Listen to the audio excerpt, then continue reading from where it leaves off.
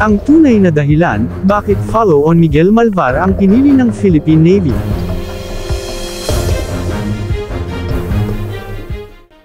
Sa panahong umiinit ang tensyon sa West Philippine Sea, walang mas mahalaga sa Pilipinas, kundi ang mabilis, epektibo, at matalinong modernisasyon ng ating hukbong dagat. Ngunit, habang maraming Pilipino ang umaasang papasok na tayo sa era ng mas malalaki at mas nakakatindig balahibong warships, isang sorpresa ang biglang lumitaw. Bakit hindi na tinuloy ang mas malalaking frigates? Bakit Miguel Malvar class follow-on order ang napili ng Philippine Navy? Kasama ba dito ang usaping logistics, budget, strategic urgency, o baka naman may mas malalim pang dahilan? Isang dahilan na may kinalaman sa mismong batas ng bansa.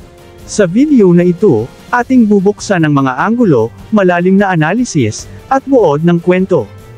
Ano ba talaga ang Miguel Malvar class? Bago natin talakayin ang dahilan, kailangan muna nating maintindihan ang barkong nasa puso ng lahat ng ito, ang Miguel Malvar class frigate. Nakabase sa HDF 3200 design ng South Korea, ang Malvar class ay may humigit kumulang 3,200 tons, mas malaki at mas moderno kaysa sa Jose Rizal class, at may kakayahang magdala ng mas advanced na radars, missiles, electronic warfare systems, at integrated combat management systems. Meron din itong vertical launch system at close-in weapon system, mga kakayahang matagal nang hinihintay ng Philippine Navy.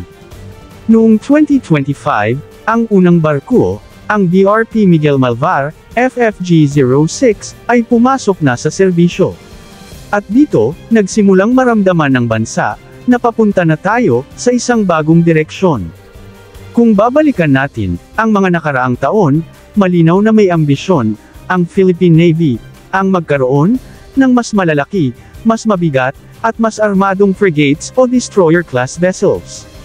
Mas mataas ang posibilidad ng mas malakas na anti-air warfare capability. Mas mahabang operational endurance, at mas advanced na sensors at missiles. Ito ang uri ng barko na hindi lamang pang patrol, kundi pang establish ng presensya sa malalalim na karagatan, ang tunay na Blue Water Navy, dream ng Pilipinas. Pero bakit tila umatras tayo mula sa pangarap na ito? Alam na natin ang karaniwang rason.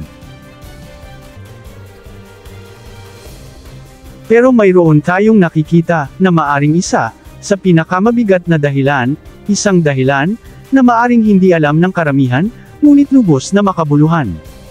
Posibleng hinihintay ng Philippine Navy ang pagbabago ng batas upang makakuha ng long-term soft loans para sa mas malalaking barko. Tingnan natin isa-isa. Standardization at logistics. Ang practical approach. Kapag iba-iba ang klase ng barko, iba-iba rin ang spare parts.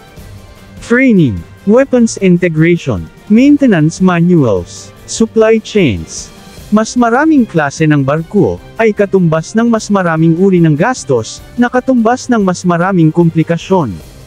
Sa pamamagitan ng pagkuha ng follow-on Miguel Malvar units, nagiging mas magaan, mas mabilis, at mas predictable ang buong operasyon ng Navy. Ito ang tinatawag ng military planners na fleet commonality advantage.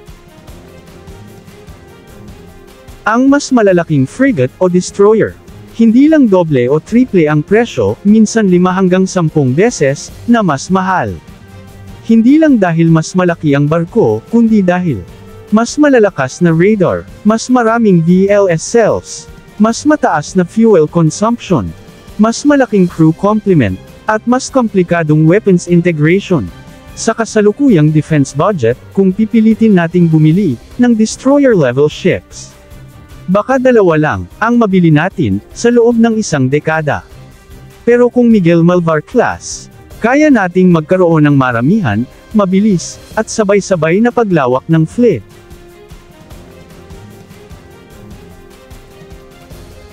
Hindi natin afford na maghintay ng 8 hanggang 10 years para sa isang super advanced destroyer. Sa sitwasyon sa West Philippine Sea, bawat taon ay mahalaga. Kung tested na ang Miguel Malvar platform, ang production line ay nakaset up na, at ang training pipeline ay umiikot na, ibig sabihin, mas mabilis maipapasok sa serbisyo ang mga follow-on ships. At iyan ang kailangan natin ngayon. Ngunit narito, ang nakita nating posibleng dahilan, kung bakit hindi muna itinuloy ang pagkuha ng mas malalaking frigates. Hindi pa kayang pumasok ng Philippine Navy sa long-term soft loan agreements, dahil sa existing procurement rules at loan policies ng bansa. Bakit ito mahalaga? Dahil sa realidad, kung bibili ang Pilipinas ng destroyer-sized ships, hindi ito kayang bayaran ng cash. Ang kailangan dito ay 10 to 20 years soft loan, mababang interest, at partner government financing tulad ng ginagawa ng ibang bansang bumibili ng high-end warships. Ngunit ayon sa mga defense insiders, may ilang legal at structural limitations sa Pilipinas. Ilang ahensya ang hindi pinapayagan, tulad ng AFP, na mag-contract ng ultra-long-term foreign loans. May procurement limitations na hindi pupwede sa large naval shipbuilding, at may constraints sa kung paano pinoproseso ang government-to-government financing. At dahil dito, hindi pa pwedeng pumasok ang Philippine Navy sa deal na nangangailangan ng multi-decade financing, gaya ng mga destroyer-class acquisition. Kaya may malaking posibilidad na hinihintay ng Philippine Navy ang pagbabago ng batas.